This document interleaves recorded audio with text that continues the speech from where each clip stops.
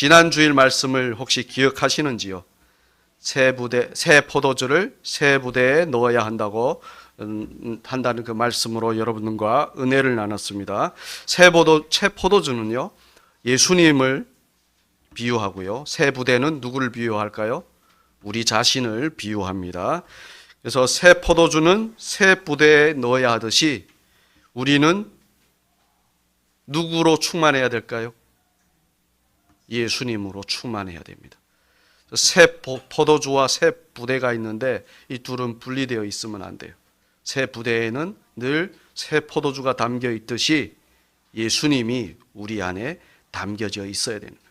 자, 우리 안에 예수님이 없이 다른 것이 있으면 그 다른 것이 계속 우리로부터 나오는 거예요. 그것이 무엇인가네. 그것은 사실 우리에게 유익되는 것이 없습니다. 그렇죠? 그렇지만 우리 안에 예수님이 있으면 예수님이 우리로부터 나오는 겁니다. 나도 살고 다른 사람도 살 수 있는 그 예수 그리스도가 나오는 거예요. 그래서 우리는 늘 그 예수 그리스도와 관련이 있어야 된다는 사실을 늘 기억하시고 우리 마음에 그분이 있어야 된다는 사실을 늘 기억하심으로 그분으로 충만한 저와 여러분이 되시길 진심으로 축복합니다. 그래서 예수님이 지난주에 그 새 포도주는 새 부대에 넣어야 한다는 이 말씀을 하실 때 오늘 18절 말씀을 보시면 한 관리가 와서 예수님께 절하며 자기 딸이 방금 죽었는데 그 몸에 손을 얹어 주시면 살아나겠나이다 라고 합니다. 그래서 관리는 당시에 권력 있는 사람입니다. 다른 복음서에서는 그의 직책을 회당장이라고 하고 그의 이름은 야이로라고 합니다. 당시 회당장은 종교 지도자예요. 종교 지도자의 권력은 당시에 어마무시했습니다. 그런 종교 지도자에게 일반 사람이 와서 절을 하면 했지 그는 절대로 일반 사람에게 절을 하지 않습니다. 그런데 그런 권력을 가진 그가 시골 청년인 예수님께 와서 절을 한 겁니다. 그 이유는 바로 그의 사랑하는 딸이 죽은 겁니다. 사람 마음의 고통 중에서 가장 큰 고통은요, 어린 자녀의 죽음을 보는 것이라고 합니다. 관리의 딸은 마가복음에서 12살이라고 합니다. 아주 어리죠.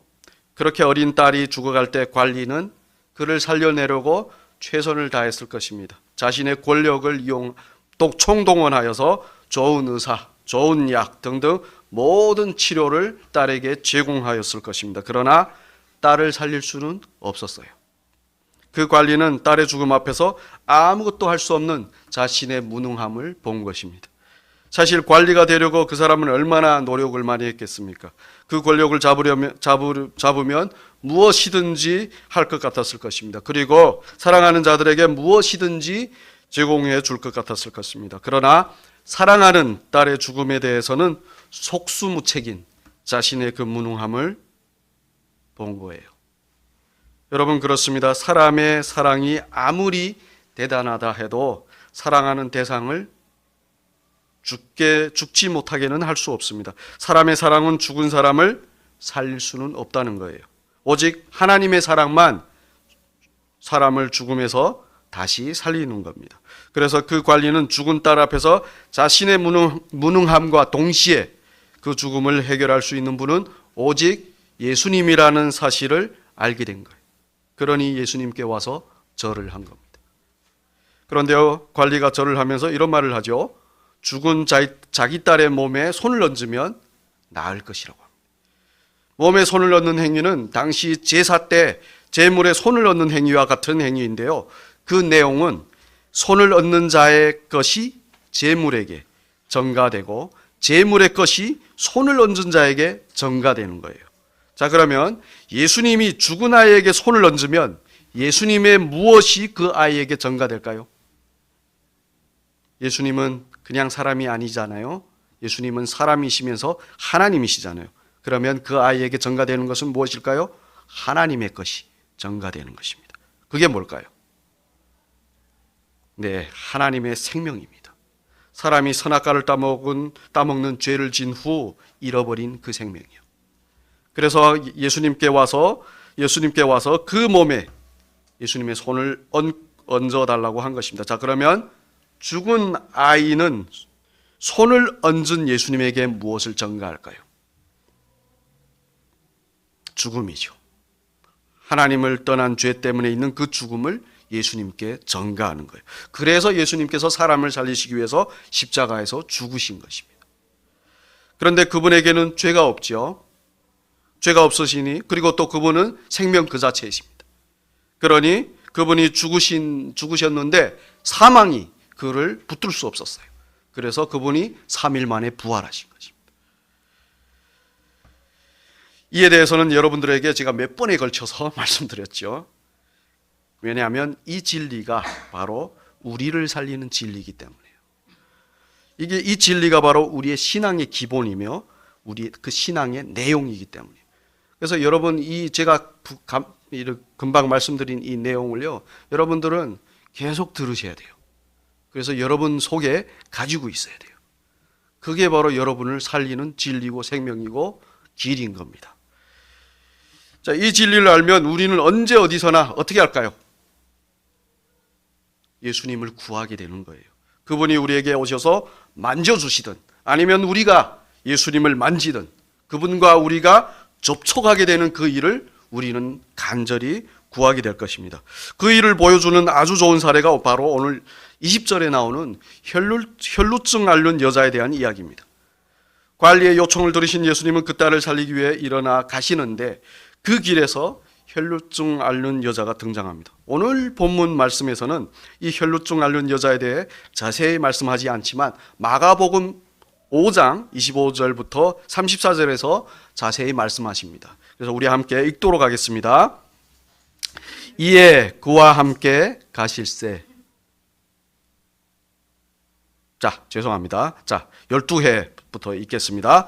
12회를 혈루증으로 앓은 한 여자가 있어 많은 의사에게 많은 괴로움을 받았고 가진 것도 다 합의하였으되 아무 효험이 없고 도리어 더 중하여졌던 차에 예수의 소문을 듣고 무리 가운데 끼어 뒤로 와서 그의 옷에 손을 대니 이는 내가 그의 옷에만 손을 대어도 구원을 받으리라 생각함이로라. 이에 그의 혈루 근원이 곧 마름에 병이 나온 줄을 몸이 깨달으니라. 예수께서 그의 능력이 자기에게서 나간 줄을 곧 스스로 아시고 무리 가운데서 돌이켜 말씀하시되 누가 내 옷에 손을 대었느냐 하시니 제자들이 여짜오되 무리가 에워싸 미는 것을 보시며 누가 내게 손을 대었느냐 물으시나이까 하되 예수께서 일 행한 여자를 보려고 둘러보시니 여자가 자기에게 이루어진 일을 알고 두려워하여 떨며 나와서 그 앞에 엎드려 모든 사실을 여쭈니 예수께서 이르시되 딸아 내 믿음이 너를 구원하였으니 평안히 가라 내 병에서 너여 건강할지어다. 아멘. 혈루증은 여자들이 이유 없이 하혈하는 병입니다. 그래서 그런 병은 당시 레위기 15장을 보시면 율법적으로 부정하다고 여겨졌습니다. 부정하다고 여긴 자세한 이유는 바로 피는 생명인데 그 피를 흘리는 것은 생명이 빠져나가는 거나 같은 거예요. 그러면 그것이 죽음과 연결이 되기 때문에 그것을 부정하다고 여긴 것입니다. 왜냐하면 생명은 거룩이고 죽음은 부정이기 때문이에요. 그런데 더 큰 문제는 그런 부정함 때문에 그 여자는 사회적으로 이게 분리를 당했다는 것입니다. 모욕과 수치를 당했다는 거예요.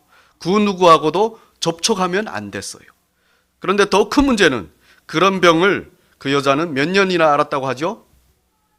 12해나 앓았다고 합니다. 12해나 혈루증을 앓았다는 것은요, 그 여자에게는 더 이상 소망이 없다는 것입니다.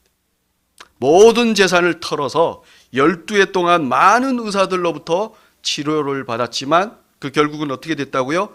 더 심해졌다고 합니다. 이제는 죽는 일밖에 남지 않은 거예요. 그렇잖아요. 피를 계속 흘리면 결국은 죽게 되는 거예요.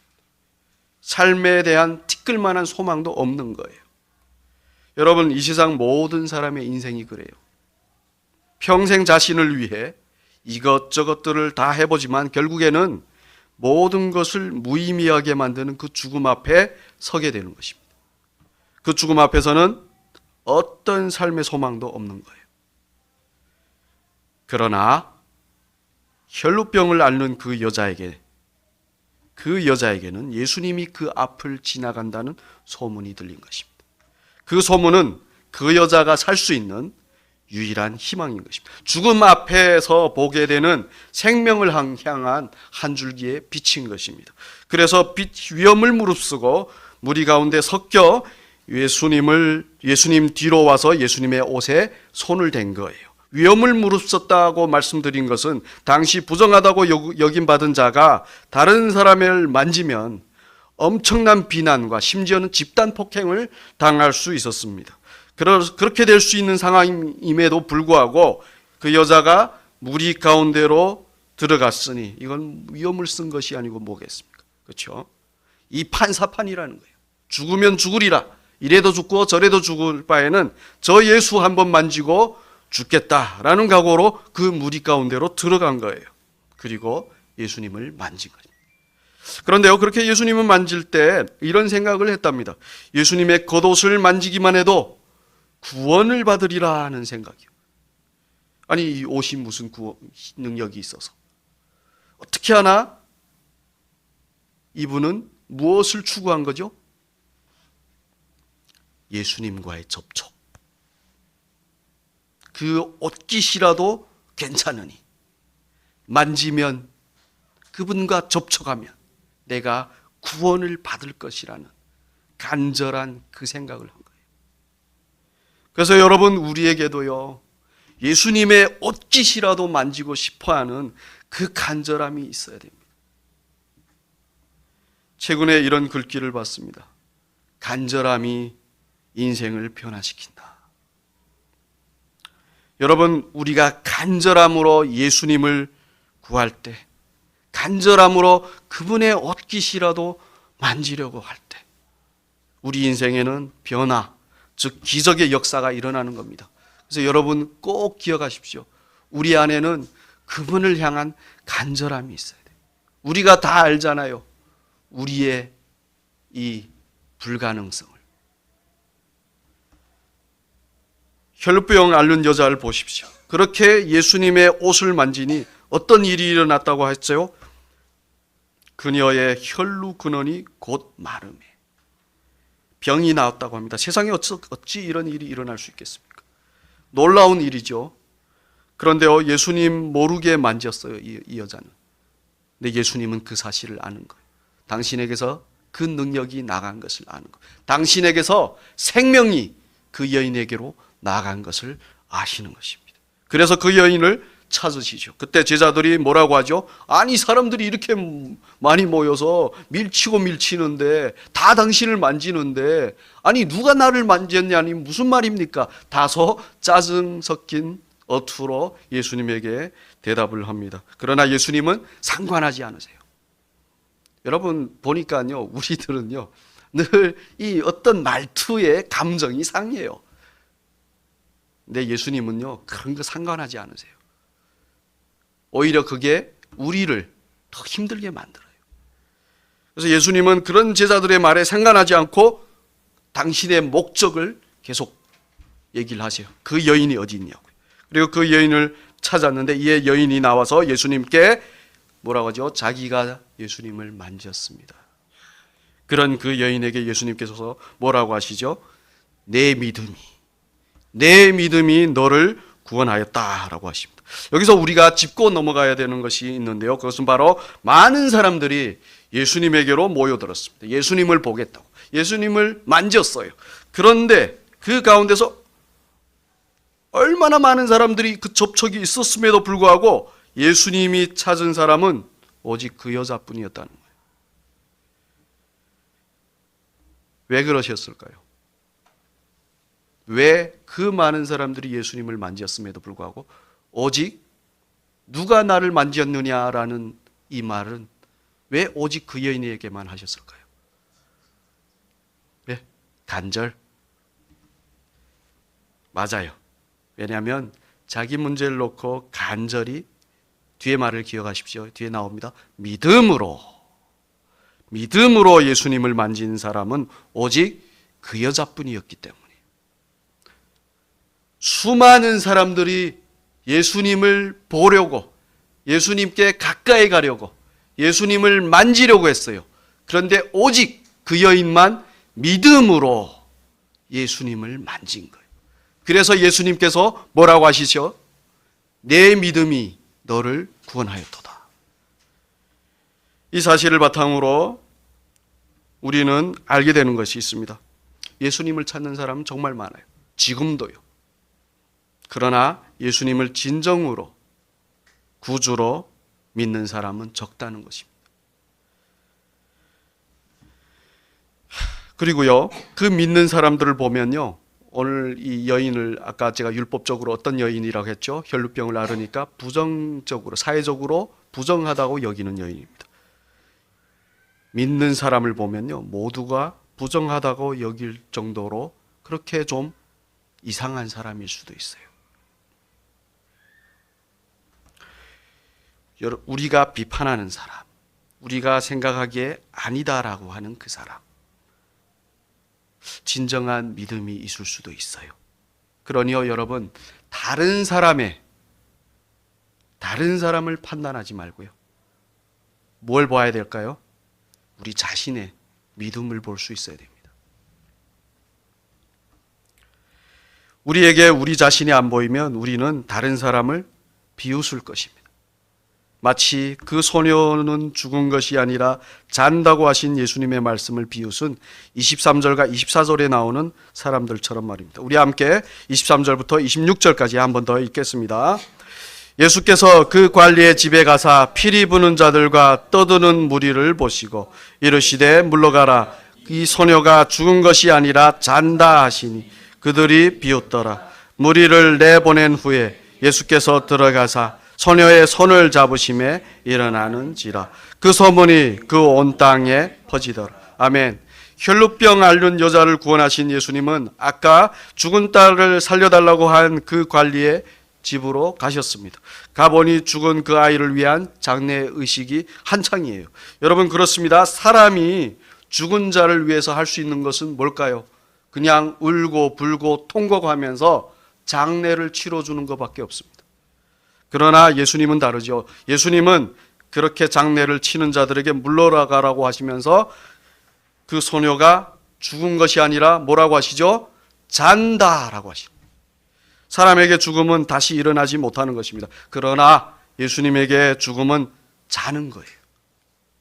예수님이 보시기에 이 세상에서 죽는 모든 사람들은 사실 자는 것과 같은 거예요. 왜 그럴까요? 분명히 우리가 보기에는 영원히 일어날 수 없는 죽음을 맞이했는데 왜 예수님은 잔다라고 하실까요? 예수님에게 그들을 다시 살리실, 다시 그들을 일으키실 능력이 있으시기 때문이에요. 하지만 죽음을 죽음으로만 보고 예수님을 믿지 않는 사람들에게 그 말씀은 말도 안 되는 소리일 뿐입니다. 그래서 그 말씀을 비웃었다고 하는 것입니다. 이는 예수님을 비웃는 것과 같은 거예요. 믿음이 없으면 진리를 알지 못하면 이렇게 겸손하기라도 해야 될 텐데 사람은 그렇지 못합니다. 그것도 그럴 것이 믿음이 있어야, 진리를 알아야 사람이 진정으로 겸손해질 수 있는데 없으니 당연하죠. 겸손할 수 없는 거죠. 그런 사람들을 예수님은 어떻게 하시죠? 내보내세요. 예수님의 말씀을 믿지 않으면요, 사람은요, 그 말씀대로 되는 그 역사가 일어나는, 그 말씀대로 되는 역사가 일어나는 그 현장에 있을 수 없어요. 믿음이 없으면. 그들을 내보낸 후 예수님은 그 소녀의 손을 잡으셨습니다. 그러자 그 소녀는 일어났습니다. 정말 자다가 일어난 것 같이 일어난 거예요. 예수님께서 말씀하신 대로 되는 역사가 일어난 겁니다. 마가복음 5장 41절에서는 그 소녀의 손을 잡으시고 이렇게 말씀하셨다고 하십니다. 달리다금, 즉 내가 네게 말하노니 소녀야 일어나라. 예수님의 만지심과 일어나라고 하신 말씀대로 그 소녀는 일어난 것입니다. 그래서 여러분, 우리는 예수님의 말씀을 믿지 못해 비웃는 자가 아니라, 여기서 비웃는 자는요, 그냥 하고 겉으로 비웃는 것만 말하는 것이 아닙니다. 속으로 믿지 않는 것, 의심하는 것, 그것도 비웃는 거예요. 과연 그런 일이 일어날까요? 한 목사님이요, 이게 20대 때 이렇게 루마티스 관절염이라고 여러분들 들어보셨는지 모르겠어요. 이 관절이, 이게 뼈가 다 불어나는 거예요. 그래서 온 뼈 마디들이 아픈 겁니다. 손이고 뭐고 팅팅 부어 있는 거예요. 그런데 당신은 그때 신앙이 있었는데 이 말씀을 믿질 않았대요. 그래서 설마 이런 일이는, 기도를 엄청 많이 했는데도 별 변화가 없더래요. 그래서 그 다음부터 이런 일은 없어, 이런 일은 옛날 이야기야, 이러고 말았대요. 그런데 어느 날 이렇게 부흥회가 있어서 거기를 갔는데 그 부흥사가 그런 말씀을 하더래요. 믿으면 된다. 그러면서 이 말씀을 하시는데, 이 말씀을 듣는데 갑자기 자기 마음에서 믿어지더래요. 그래서 그러면서 따라오는 생각이, 나는 낫겠다. 생각해 보십시오. 20대에 루마티스 관절염이, 평생 뭐죠? 제가 루마티스 관절염이 걸린 어떤 자매님을 아는데요, 평생 이게 불구로 이게 살고 계세요. 근데 그때 그런 믿음이 생기더래요. 자기는 낫는다. 그 말씀대로 자기한테서 그 일이 일어날 것이라는. 진짜 7개월 만에 기적같이 루마티스가 다 사라졌다고.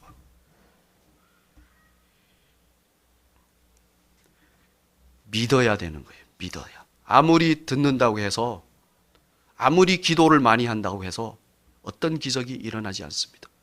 믿어야 되는 거예요. 예수님을 믿어야 되는 거예요. 그분이 하신 말씀을 믿어야 되는 거예요. 그래야만 그 말씀대로 되는 그 역사를 경험할 수 있는 것입니다. 그리 되는 저와 여러분이 되시길 진심으로 축복합니다. 우리의 삶은요, 예수님의 말씀대로 되는 역사가 절실히 필요한 삶이에요. 그렇잖아요. 우리의 삶은 얼마나 이게 불확실합니까? 그렇죠. 언제 무슨 일이 일어날 줄 몰라요. 그러니 그분의 말씀을 믿고 그분의 말씀대로 되는 역사가 일어나는 것이 절실하게 필요한 것이 바로 우리의 삶이라는 것입니다. 그러니 그 사실을 믿으시고 그분을 믿으시길 바랍니다. 그리고 예수님을 믿듯이 그분이 하시는 말씀도 믿어야 돼요. 제가 강조해서, 재차 강조해서 말씀드리는 거고요. 우리는 듣기만 할 때가 너무 많습니다. 듣고 나가면 어떻게 해요? 다 잊어버리죠. 믿을 새가 없어요, 언제. 그래서 듣고 그 말씀을 마음 깊이 믿으시기 바랍니다. 간절함으로. 그런데 이 간절함이 어떻게 나오나요? 글쎄, 그 말씀을 듣는데 저는 지금 간절하지 않습니다, 이런 생각이 들 수도 있어요. 근데 여러분들에게 말씀드릴게요. 좀 전에 말씀드렸던 것처럼 우리의 삶은 불확실합니다. 우리 삶은 늘 간절함이 있어야 되는 상황이에요. 그게 바로 우리의 삶의 현 상황이에요. 그러니 여러분, 우리의 마음속 깊이 들여다보십시오. 진짜 간절히 그분의 말씀이 이루어져야 되는 그곳이 바로 우리의 마음 안에서 보여주고 있어요. 그렇게 돼야 된다는 사실을. 그리함으로, 그 믿음으로 말씀대로 되는 그 역사를 경험하는 저와 여러분이 되시기를 축복합니다. 오늘 말씀을 정리하겠습니다. 오늘 말씀을 통해 우리는 두 가지 중요한 진리를 보게 됩니다. 바로 믿음과 구원입니다. 그런데 오늘 말씀에서 우리에게 보여주시는 믿음은 그 그냥 삶이 좋고 평안할 때 나오는 믿음이 아니었죠. 그렇죠? 어떨 때 나오는 믿음이죠? 그 믿음은 죽음을 맞이하는 벼랑 끝에서 자기가 가진 모든 가능성의 무의미함을 보고 오직 예수 그리스도만 간절히 바랄 수밖에 없는 상태에서 나오는 믿음이었어요. 그 관리가 보여준 그 믿음이 바로 그런 믿음이고, 혈루병 앓는 여자가 보여준 믿음이 바로 그런 믿음이었습니다. 자, 그런데요, 그 믿음에는 반드시 따라오는 어마어마한 축복이 있죠. 그것은 바로 하나님을 떠나 그 생명을 잃어버린 인간에게는 절대로 필요하지만 인간은 모르고 또한 거부한 그것이 뭐죠? 바로 구원입니다. 생명입니다. 모든 사람은 인생의 모든 문제에서, 그리고 그 근원인 죄와 사망에서 벗어나 더 나아가 이기고 싶어 합니다. 그러나 사람은 스스로 절대로 그렇게 될 수 없어요. 오직 예수 그리스도를 간절히 믿을 수밖에 없는 그 믿음과 그 믿음대로 되게 하시는 그분의 은혜로만 사람의 모든 문제와 그 근원인 죄와 사망에서 사람은 구원받을 수 있는 것입니다. 그러니 여러분, 어떤 상황 속에서도 심지어 죽음 앞에 있어도 우리의 구원자이신 예수 그리스도를 믿으시길 바랍니다. 간혹 우리는 믿는다고 구원받을까라는 의심할 때가 있습니다. 그러나 여러분, 믿지 않으면 절대로 그 은혜의 역사를 볼 수 없습니다. 그러니 의심하지 마시고 믿으심으로 예수님께서 우리를 구원하시는 그 은혜의 역사를 경험하시길 진심으로 축복합니다. 마지막으로 여러분에게 이런 질문을 하고 싶습니다. 사랑하는 딸의 죽음을 보는 그 관리의 심정은 어땠을까요?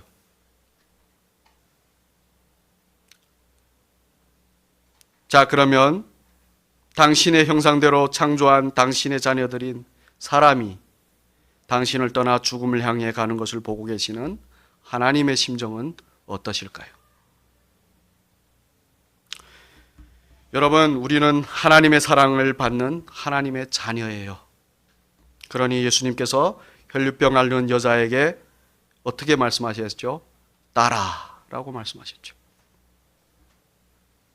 딸아라고 부르는 것은 오직 아버지가 딸을 부르는 표현입니다. 예수님에게 그 여자는 딸인 것입니다. 여러분, 예수님에게 우리 모두는 딸이요 아들들인 것이에요.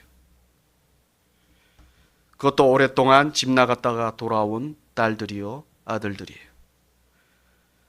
그럼에도 불구하고 예수님은 우리를 사랑하십니다. 그래서 예수님은 십자가에서 그렇게 죽기까지 하시면서 우리를 구원하시려고 하셨던 거예요. 그게 바로 우리를 향한 주님의 완전한 사랑인 거죠. 그 사랑의 손길은 지금도 우리를 향해 펴져 있습니다. 그 손길을 향해 우리가 해야 되는 것이 무엇일까요? 그저 믿음으로 그 손길을 잡는 것뿐입니다.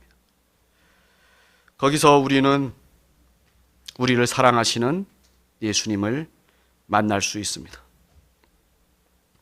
예수님을 만나면 우리의 모든 문제와 모든 그 어려움에서 우리는 구원받을 수 있는 거예요. 마치 죽었다 다시 살아난 그 소녀처럼 사망까지 이기고 일어나 걷는 것입니다. 그리고 주님을 찬양하는 것입니다. 하나님의 영광을 이 세상에 외치는 거예요. 그 은혜로 가득한 저와 여러분이 되시길 진심으로 축복하면서 우리 함께 이 믿음 더욱 굳세라 찬양하겠습니다.